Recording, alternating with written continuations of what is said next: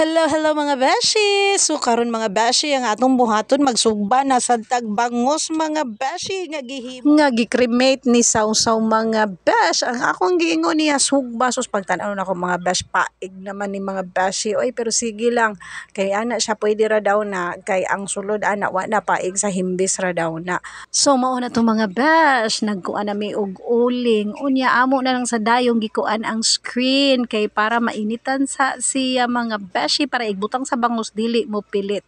So pagkabaga mga beshi amo na sa dayong gipatong ang bangos mga beshi. So duha ra gyud ka buok nga among na-afford mga besh nya bahin-bahino na sa diri sa mga people nga daghan kayo. So magkinusiay na lang gyud mi ani mga beshi.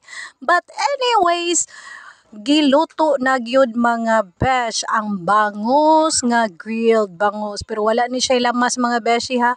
Poor version ni siya sa pagsugba sa bangus mga beshi pero dali-dali ra ni siya maluto mga beshi tungod sa hangin kay pagsugba na mo ani mga beshi bagyo gamay. So mao ni siya mga beshi ipakita ko nun niya nga mga beshi nga walay gamit-gamit og kumpit iyang balihon ang bangos kay si sugba man kuno siya or si bagaman sus tanawa ang gara mga beshi gibali-bali niya og walay kumpit hala pasagdaan ang beshi kaya haman ang ganahan hala sige pagpapaso diha dang. So nagandam na sa day ko sa mga lamas. So mao ni ang atong lamas bombay ug kamatis kay mao ra mi atong ma-afford. So akong gihiwa-hiwa og ginagmay ug akong gisagol sa pati suka pagkahuman ready na.